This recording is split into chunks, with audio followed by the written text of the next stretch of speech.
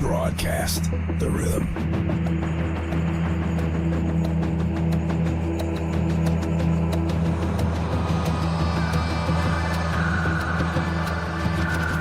Go live, Vegas on the screen, feeling the flow, so pristine.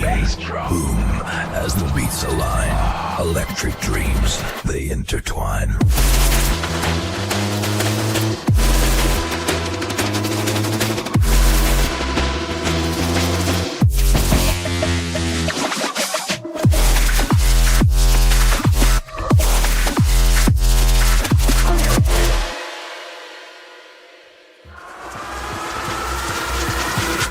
Neon dreams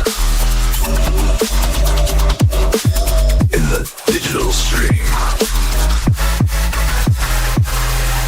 Lights flash to the sound, surreal extreme. Feel it. In the heart of Vegas, we're living the scene. Go live, we're all on the beam. Watch it. Feel it.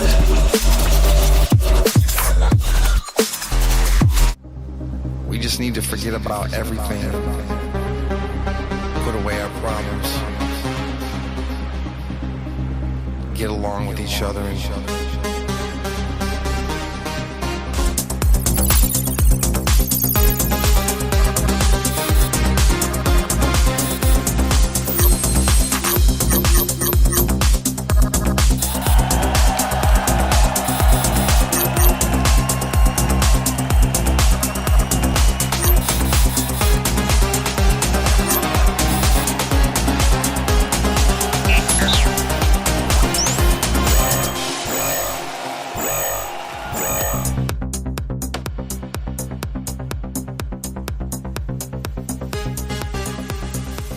All right, here we go, off and running on a Friday, live from the Go Live Vegas studio. It's Student of the Game, Brett Lawson here, Aaron Elkis behind the boards as he always is.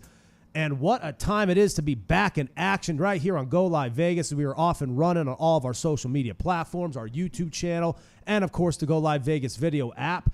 Here as the dust is still settling from an eventful and just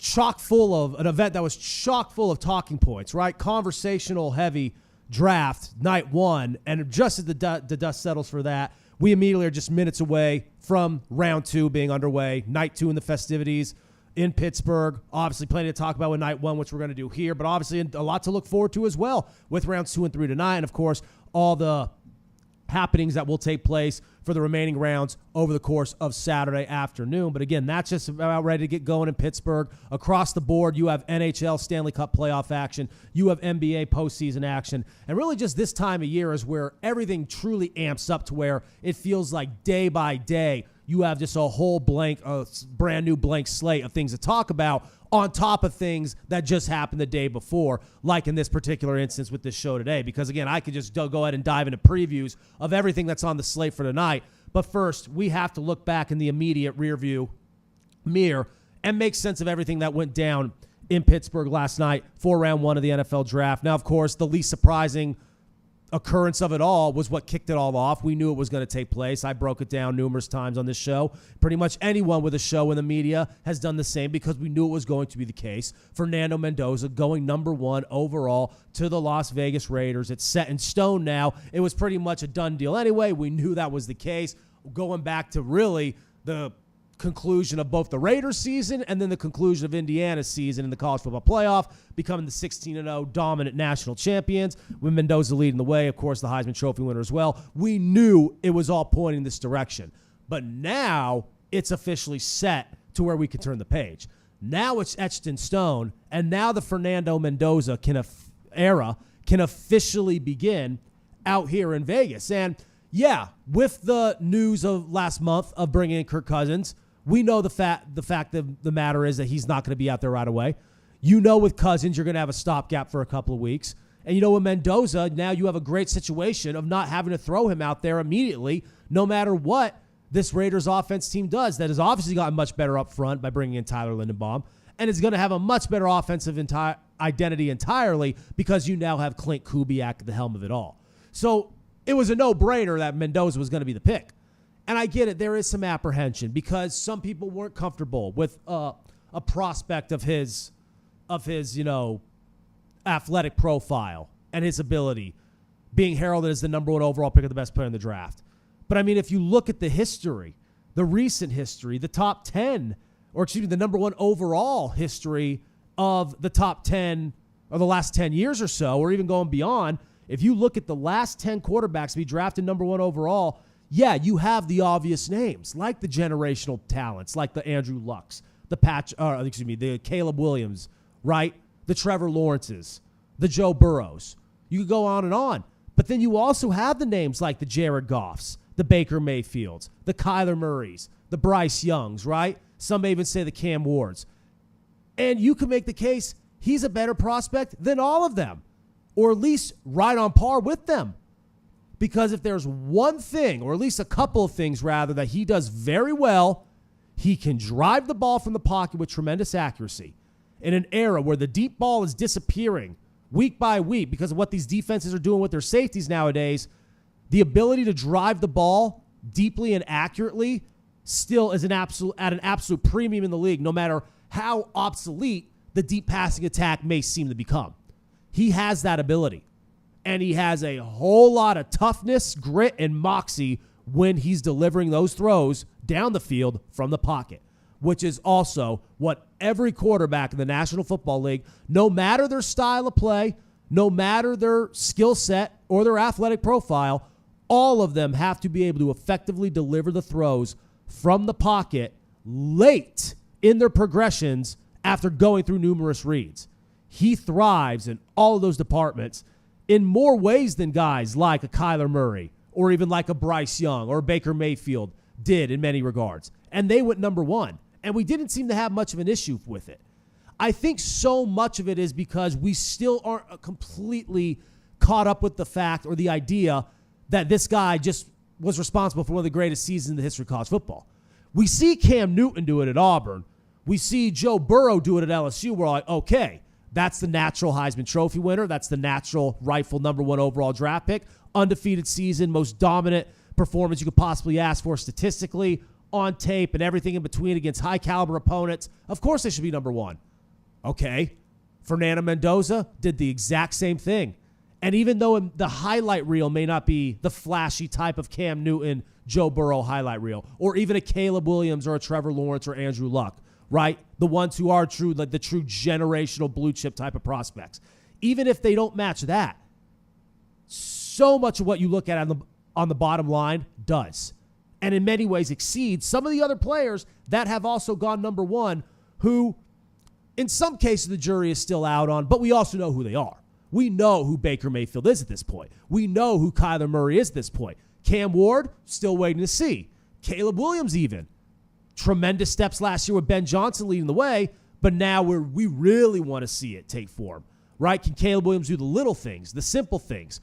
We know Cam Ward just got some help at the receiving position last night. Right? Are they going to continue to build the offense around him in the next couple of years to where he can thrive? All of these guys who go number one go for a reason. Mendoza's no exception. We just have to warm up to the fact that, yeah, he's a little bit nerdy, and he may not look the part in terms of how he carries himself compared to other quarterbacks, but at the same time, when you look at how he does carry himself, how do you not want that guy leading the way? Yeah, sure, you may want to tighten some screws and tweak some things and fine-tune some things here and there, but he's going to be a PR dream. He's going to have all the media savviness and the media training you could possibly want as your QB1 in the face of your franchise. He already showed that, leading Indiana to glory and one of the greatest seasons we have ever seen in the history of college football. The sport's been around for a while, by the way, right? If he's capable of doing that, he's capable of leading an NFL franchise in similar fashion, albeit maybe not as dominantly, but in similar fashion in terms of how he carries himself, how he presents himself, how he handles the pressure, the media, and everything in between, especially with Tom Brady involved in the operation and a GM who last night really seemed like he had a grip on what he was doing. Obviously, it's not much of a shocker who he brought in. We knew that's who he was going to bring in regarding the pick. But for Spytech to really get the ball rolling here with a moment like this for a franchise that has been so abysmal, at least as it pertains to the quarterback position, outside of a few years with Derek Carr when he was healthy, right? Like, not only the Raiders been bad, there's been a few bad teams out there, but some of those bad teams have had a pulse offensively, have had an identity offensively. They haven't. And this is a team with Brock Bowers. This is a team with Ashton Genty. This is a team with thriving young offensive talent in a situation that isn't ideal, but again, is drastically bad, abysmally bad. And now you have a situation where the offensive line is that much better because you bring in the top guy in the market. You now have your quarterback, and you also have your extremely short stopgap quarterback who's going to be the transitional guy. That way you don't have to rush Mendoza out there. And if it is a win-win type of scenario where he looks great at camp, looks great during drills, looks great during the preseason, looks great during his practice reps, he's going to be out there suited than not anyway. So even though we all knew this was going to happen, it feels and I'm not even saying this from the local standpoint because obviously we do the show out in Vegas, but this is a national story as much as it is a local story. It's cool that the ball is rolling for the Raiders in some type of direction. Whether or not it's the right direction, we'll find out. But it is a drastic step forward that they need to take, and they finally took it, right? We knew it was going to happen, but now the wait is over. The anticipation is over. There may be more anticipation that builds in between now and the season opener, right? Because he's not going to be the guy right away, but that's okay. I think Raider fans are perfectly fine with that. Let the jerseys sell. Let the hype build. And you know what? If it all comes crashing down, who cares? Because we've seen teams do that. Take that approach. It blows them in their face. They recalibrate. That's what Chicago's doing. They didn't get their quarterback. Took another crack at it. They found their quarterback. Whatever. We'll worry about that down the road. But now, again, everything is in motion to head in a direction that, quite frankly, is automatically an improvement given the quote-unquote direction, or really lack thereof, that ball club has had in this valley in recent years and really in the years long before they came out to Las Vegas. So I'm excited for it. But it's also cool that story is in no way a surprise because it was on our radar. But a little bit later in the evening, however, regarding the other quarterback in the draft who we thought may be able to go first round, some even in the media argued was better than Mendoza. I'm never going to buy that. But with Ty Simpson being the antithesis of Mendoza's situation, having his name called by a team we never thought would have called it, with the Rams at 13. Now, of course, the Rams bumped up to 13 because of the trade with Kansas City. Right? Kansas City surprised us a little bit earlier in the evening by moving up. They trade with Cleveland, go to 6 to take Mansour to Lane, right? And movement and trades and aggressive approaches are really kind of the core takeaway, right? The moral of the story, if you will, when you look night one, like when you wrap up night one and look at it in the rearview mirror. But it's hard here on the day after to not immediately just want to talk about Ty Simpson and how the Rams, who understandably so do need a succession plan for Matthew Stafford, went after a quarterback that they in no way needed to go after with the 13th overall pick. And it makes you wonder, as good as Les Snead is and as good as Sean McVay are, even with this not being really relevant or being a focal point until years down the road, why? You're a team on the threshold of the Super Bowl as it is. You make a major move by bringing in Trent McDuffie. We see how the draft capital as a result is altered because of that. The one weakness personnel-wise you really had was corner. You bring in one of the best in the league. Now you have a chance to just make your team that much better, knowing that Matthew Stafford, the reigning MVP, is going to be coming back. And you get Ty Simpson? I'm not saying you don't get your quarterback at all in 2026, but with the 13th pick? Now, regarding Ty Simpson, shout out to that kid. Because I don't know if any player given the actual circumstances at hand here, I don't know if any player has ever won the first round, relatively speaking, the way Ty Simpson won the first round last night. Because here's a player who got drafted well beyond what most scouts and analysts would tell you he should have been, right? He was going to be the number 2 quarterback off the board, but we thought it was going to be way deeper in the draft, very likely even tonight, right? Rounds 2 or 3. He finds himself on a team not only in the Super Bowl bubble, but on the cusp of going, a team that has one of the great offensive minds of the generation, a great receiving core, the reigning MVP, and all of this now is going to be handed to him a few years down the road. Until then, he can just sit back and chill and learn under McVay and learn under Stafford. All he has to do now is just sit back and absorb this stuff like a sponge while having none of the pressure that normally surrounds a first-round draft pick, a top 15 draft pick. And now he can just chill as someone who thought, or as someone who many thought actually does have a skill set that is transferable to the NFL. I think Ty Simpson has a place in the league, but as the eventual successor to Matthew Stafford in L.A., with a team like the Rams and a general manager and a coach like they have, he's going to luck into that situation while also getting first-round money, top 15 money, and he doesn't even have to do anything next year or possibly even the year after because of Stafford? Are you kidding me?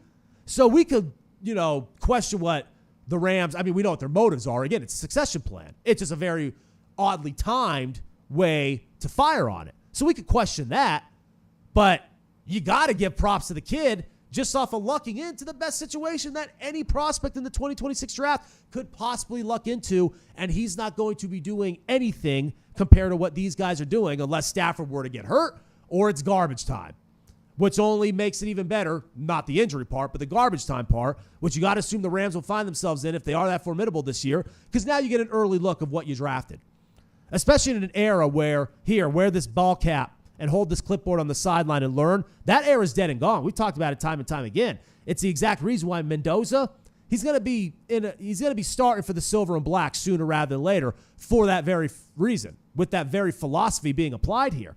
But every now and then you'll find a situation to where the young rookie doesn't have to do much, or even the year 2 guy doesn't have to do much. Mahomes waited a year. Jordan Love waited a couple, right?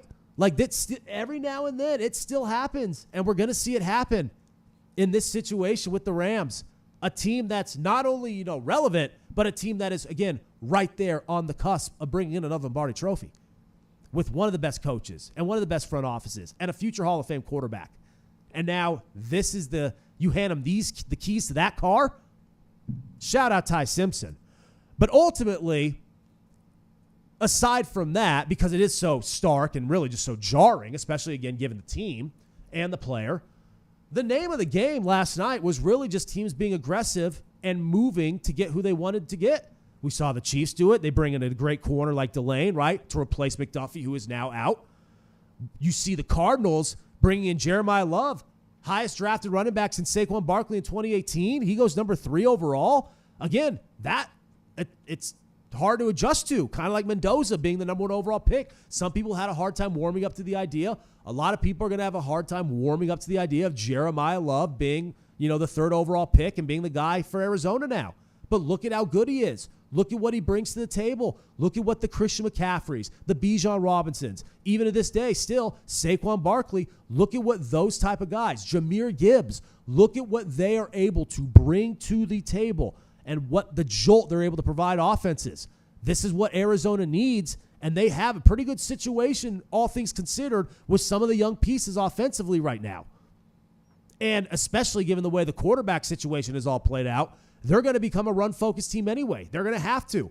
What better guy to bring in than Jeremiah Love, as well-rounded of a prospect you can possibly ask for? Oh, and by the way, Seattle, the very bottom of the draft, right? I know we're taking a huge step there, but bringing in his teammate who played in the same backfield with him at Notre Dame, in Jadarian Price, that's a great pick for Seattle. We talk about it here all the time on this very show, how John Schneider is always 2 steps ahead of the game. He knows how to rebuild. He knows how to reload. He knows how to reshuffle, whatever the circumstances call for, because all the time it's different, right? You just win the Super Bowl. The guy who wins MVP, Kenneth Walker, is no longer there. 5 minutes later, he's no longer in your facility. So what do? You bring in a stud rookie who's likely, maybe not Jeremiah Love, but brings a lot of the same skills to the table and is likely to make a huge impact for the reigning defending Super Bowl champions. You saw teams really take the player who they wanted given the situation.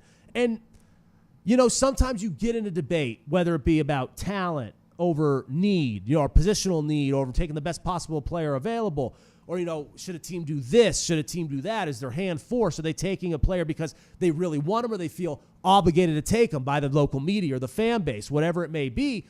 None of that really felt like the case last night. Every pick felt very natural. Every pick felt right. The Giants, right? Not even a week ago, sent shockwaves through the news cycle by trading Dexter Lawrence to Cincinnati.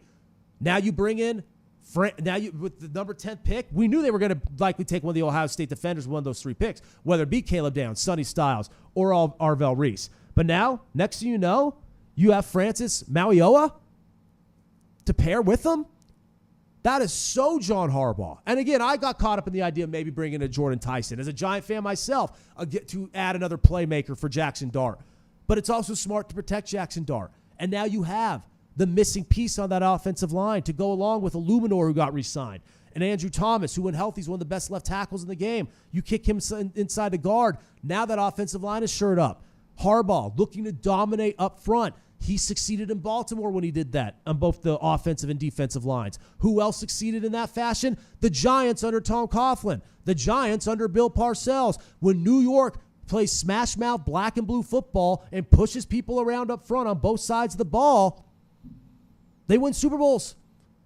And when John Harbaugh has teams that do that, he's in contention to win Super Bowls. Always has been. That's going to continue to be the norm. And sure, Arvell Reese, as opposed to an off-ball backer like Sonny Styles or a great safety talent like Caleb Downs on a team that already is stacked with edge rushers, I get it.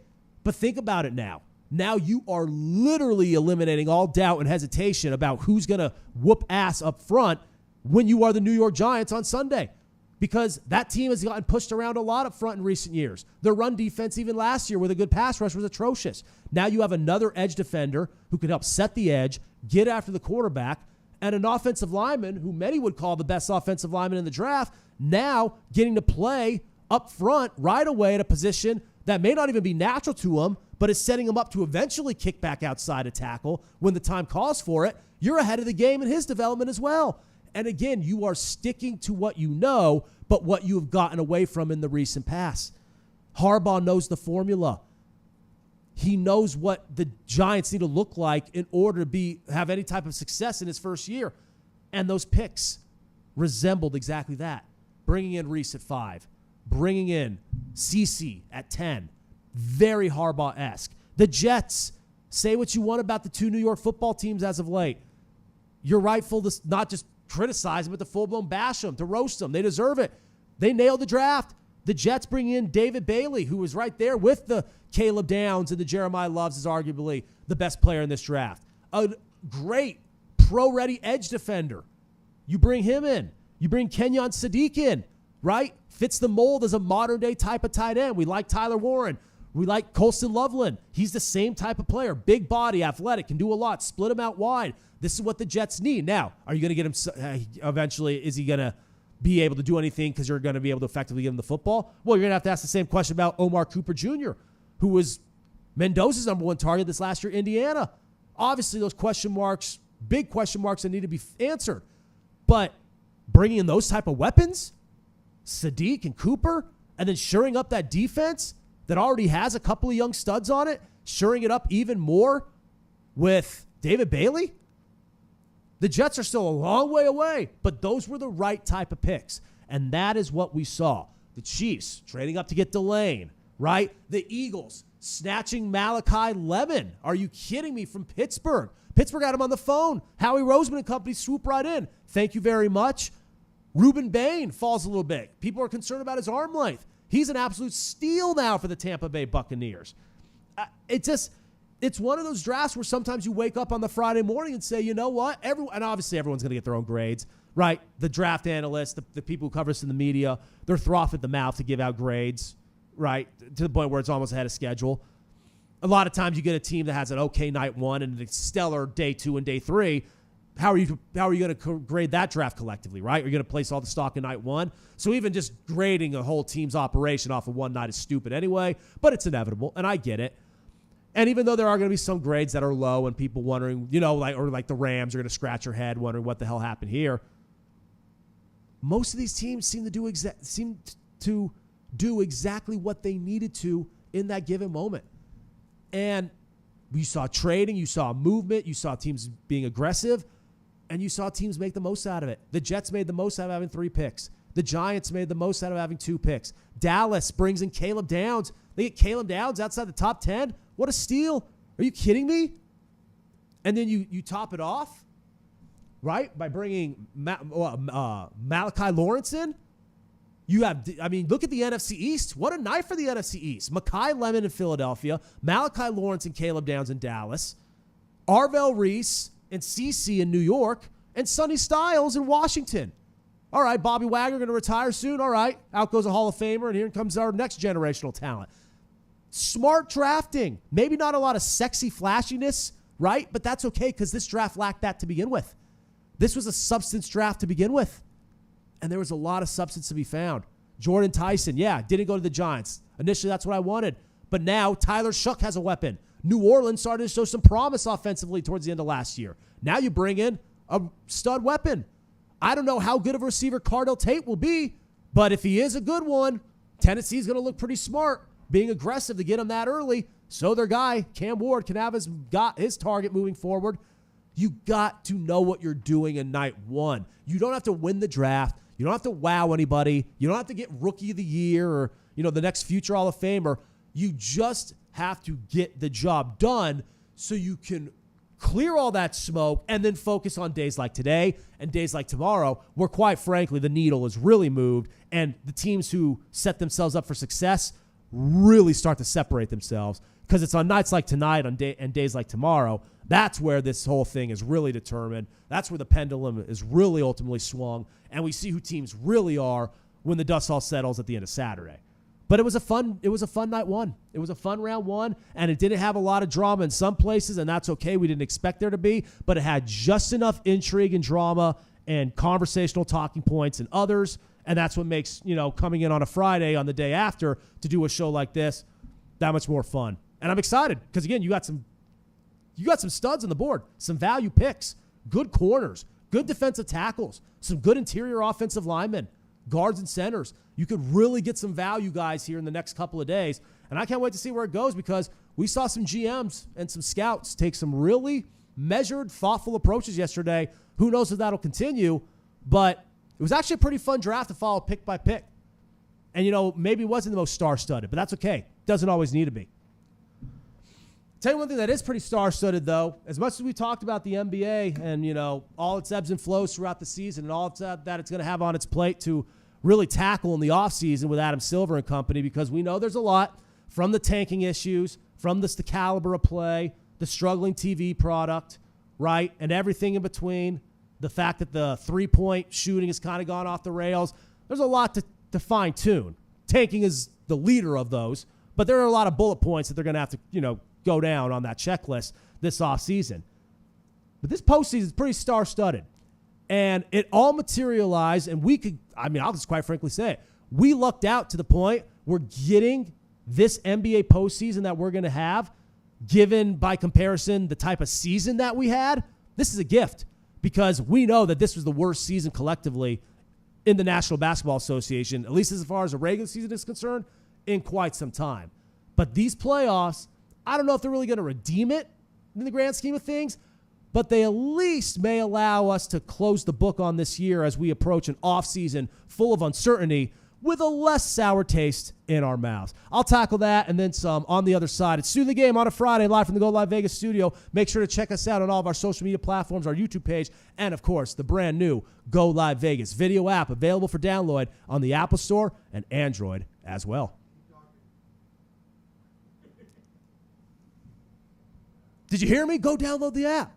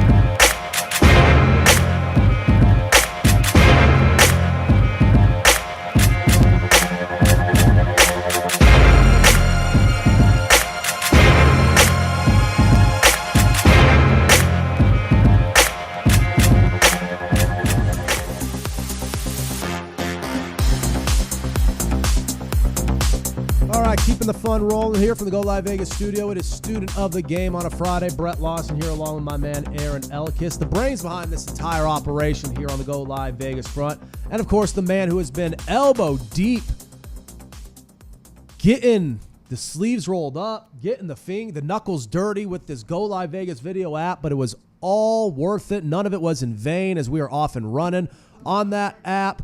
We still got some bugs, some kinks to work out. He wants to clarify that. He's a humble man. He's a modest man, but that's okay because the progress we've already had on that app so far is stellar. Again, tons of downloads on the Apple front. The Android front is starting to catch up as well. It's available for download on both stores. Of course, you can get us on our YouTube page as well and any of our social media platforms. Nothing about that has changed, but we think this app is an absolute hub of everything we do with our content, any information regarding Go Live Vegas as a network, or really just the Las Vegas Valley in general. We, moving forward, really want to make that kind of, our pride and joy of everything here at the network. And again, shout out to my guy Aaron for making it all possible. It's his vision, it's his dream, and he's making it all happen. Just like we like to do with our visions and dreams right here on Student of the Game. And as of late, I can't necessarily say they're being granted, but steps in the right direction. Or, the Yankees sweeping Boston, the Giants making good on picks in 5 and 10. They're about to draft here any minute coming up here for night 2. Knicks, right? A little bit of heartbreaker there as we kind of pivot in the NBA because I actually wanted to open with the Knicks now in a 2-1 deficit against the Hawks.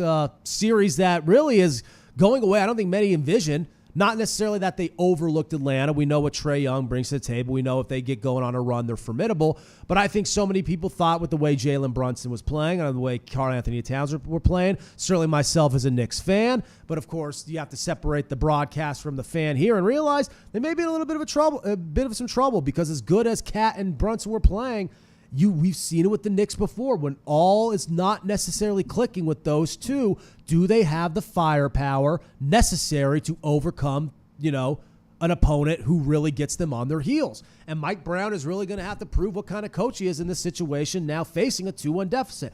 Ultimately, I think they will be able to get it done, and that's not even my heart, right? Like I said, I'm disappointed with them falling the 2-1 hole, but my head still says they will wind up getting it done against Atlanta, and they actually will wind up facing Boston, who's knotted one apiece with Philadelphia getting ready to tip off right now. I think when it's all said and done, it's still going to be determined, the East is going to be determined, I should say, between New York and Boston. I really think that is going to be the case, and I think the winner of that eventual series will find themselves representing the Eastern Conference in the NBA Finals. So I'm not too worried about the 2-1 deficit. I don't think it's too much of a knock on New York as much as it's a testament to how good Atlanta actually is, right? And I think that we see that, especially in a period of time where in the NBA we just kind of select a handful of teams at the top, right? The upper echelon in the West and the East. And if we think you are not in that crop, you are not up to snuff, you are simply getting into the postseason because for a long time the NBA has allowed seemingly everybody into the postseason, and therefore you're going to get your ass kicked in round one. That is proving to not be the case so far. And then, of course, you have the Lakers. You have public teams like L.A. in the mix, right? L.A. up 2-0 against the Rockets. We know KD will not be playing, right? So even with the Lakers and their injuries, they were starting to find their form towards the end of the year. The Reeves injury hurts. Obviously, Luka getting banged up hurts as well. But we've seen what they look like now at their best. Even if that version of them at their best isn't, comparable to some of the other teams in the West at their best, like an OKC, like a San Antonio, like a Denver, the Lakers are overachieving, quite frankly. And J.J. Redick deserves a lot of credit for it. Obviously, LeBron deserves a lot of credit for it. And depending on what happens, it will be very interesting to see what kind of credit and or blame Luka gets for it. That's just kind of where we're at in this point of Luka Doncic's story and his trajectory. But obviously, no one can deny the talent. No one can deny the productivity. And the Lakers are not here without him either. That you can't underestimate that notion either, right? That goes without saying. But you also have to wonder, how long can the Lakers keep this up? Because even most Lakers fans, and we know that's not the most modest, reflective, sports culture of the bunch, right? But even Lakers fans deep down know that this team is not truly a championship caliber team, especially given the conference they're coming out of, given the fact you have the big bad Oklahoma City Thunder just waiting.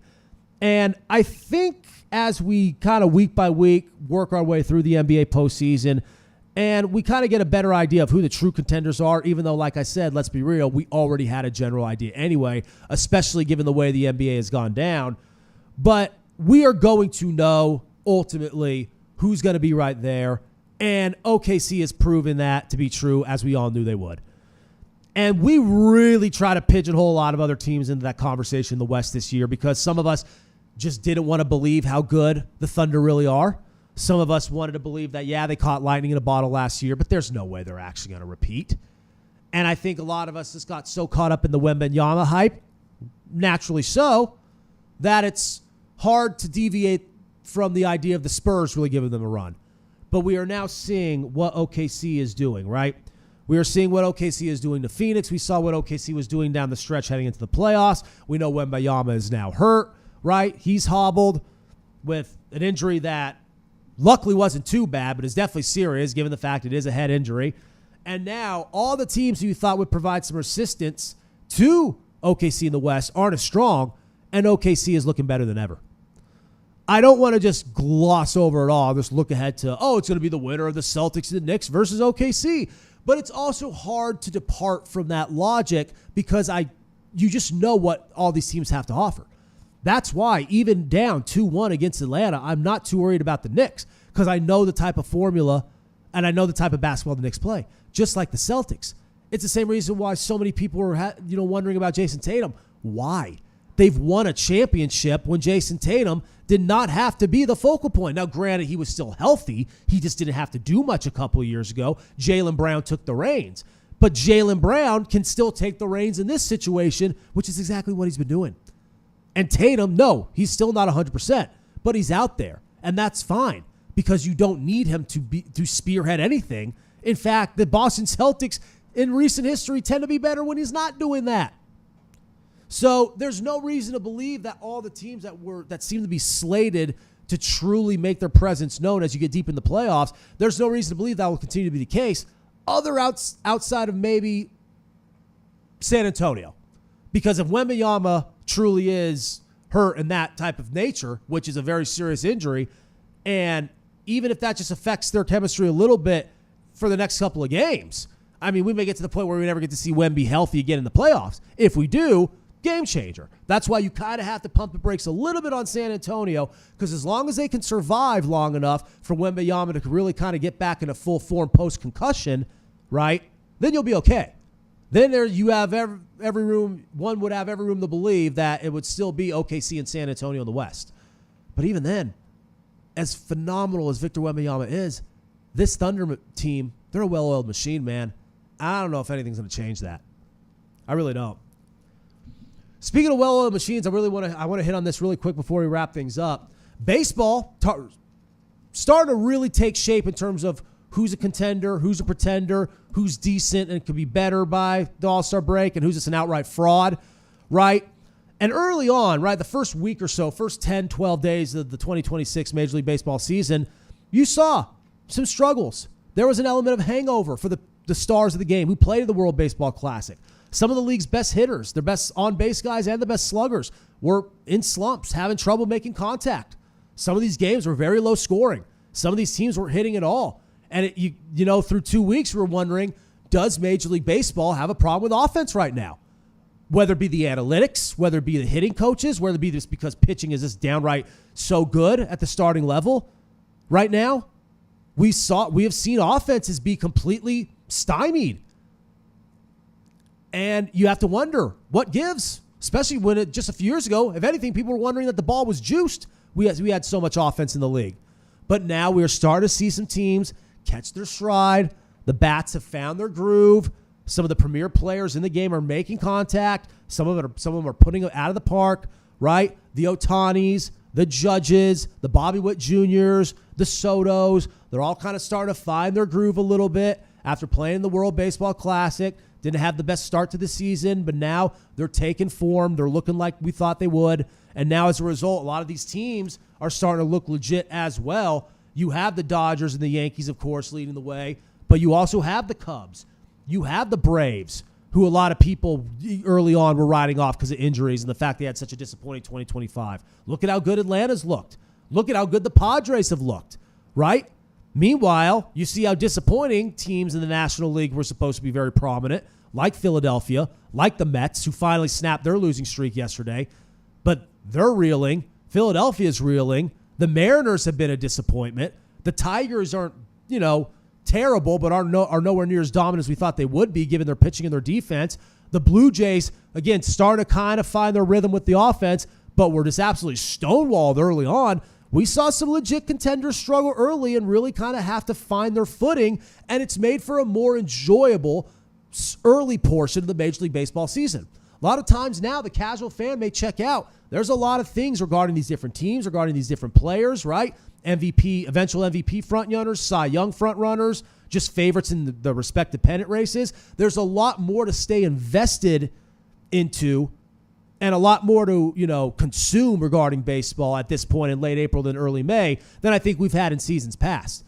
And say what you want about the way opening day was handled with Netflix and all that, but I think baseball, riding the momentum that they did last year with the ratings and the revenue stream and everything in between, and of course the implementation of ABS, and of course all the hype surrounding various teams heading into the opener. The World Baseball Classic had a lot to do with that. I think baseball is doing a very good job of riding the momentum, still thriving off the changes they made last year with the last couple of years with the pitch clock, right? Of course, everything with extra innings, and of course now with ABS, TV ratings, right? Younger demographics, revenue stream across the board. Everything's on the up and up. And even if a lockout is imminent, the stars of the game and the premier teams are either showing out or full-blown dropping the ball in a way that gives you something to talk about day in and day out. Because you have teams that are really not looking the part, and that gives you a whole lot to talk about. And you have teams that are starting to do exactly that and look the part, which in turn gives you something to preview and foreshadow, even if we are here still incredibly early in the Major League Baseball campaign. But again, if this is the last year we have until a lockout, and if that is imminent, I've said it multiple times on this very show, enjoy it while you can. There's a lot of reason to enjoy baseball right now. There really are. So much so to where even with the NBA and the Stanley Cup in their postseason now, with their postseasons off and running, you can make the case a lot of people are still more interested across the board in the happenings of early season Major League Baseball. With the draft, of course, and the offseason still leading the way, because that's just the culture we live in. I mean, the biggest talking point in the sports world right now is the draft, both last night and what's going to happen tonight. And that is literally a draft. Like, it's something that creates future activity down the road, and it in itself is not an actual event or an actual competition, an athletic competition. But I've said it a million times. It is the most gripping and enjoyable event in the sports world that isn't an athletic competition, so much so to where it supersedes other things that are. More people right now are going to be invested in the next few hours for round 2 and 3 of the NFL draft than they will be for their local baseball, basketball, or hockey team. That's just the culture we live in. But again, it's fun when you get to this time of year and you can do shows like this and episodes like this and really cover it all with a broad stroke, because all of it now is at the forefront. Even hockey, I mean, especially out here. I know we got to go, but you have the Stanley Cup playoffs. You have a couple of interesting series. You have a couple of series that are obviously just going to be some washes from the jump. But then you have the Utah Mammoth, right? Giving the Golden Knights all they could handle. We thought the Knights were turning the page, right? They bring in John Tortorella. They get hot. They win the Pacific. It's looking like they may be a favorite in the playoffs. And now people are wondering, are they even going to survive the Utah Mammoth? A team that is in the exact same position that the Golden Knights found themselves in 8-9 years ago when they were the new kids on the block. The Golden Knights have had as strong and as successful of a first 10 years, as any expansive franchise could ever possibly ask for in the history of sports. And now they've been around long enough to where they could be on the other end of the coin, the other side, and get booted by someone who is now the young upstart, who is now the expansion team, who is now just trying to make a name for themselves in the dance. It's awesome. You have talking points everywhere. Stanley Cup playoffs, NBA. You know, it's in terms of the big picture, that's different. In terms of the right here and right now, it's fun stuff, man.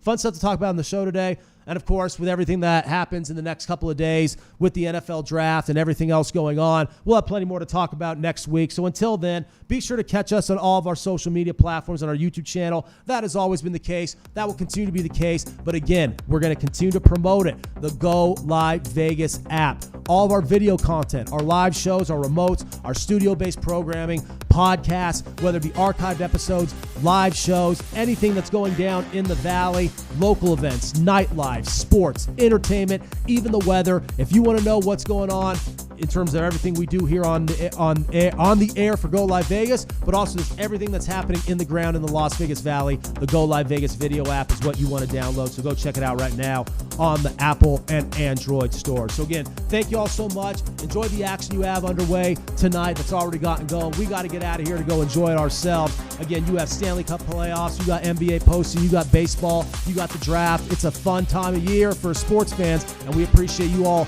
keeping it right here time and time again to touch base on it with us here on Student the Game. So until next time, take care. We thank you, appreciate you, and go download that Go Live Vegas app. Catch you next time when we do it all over again here from the Go Live Vegas studio. See you.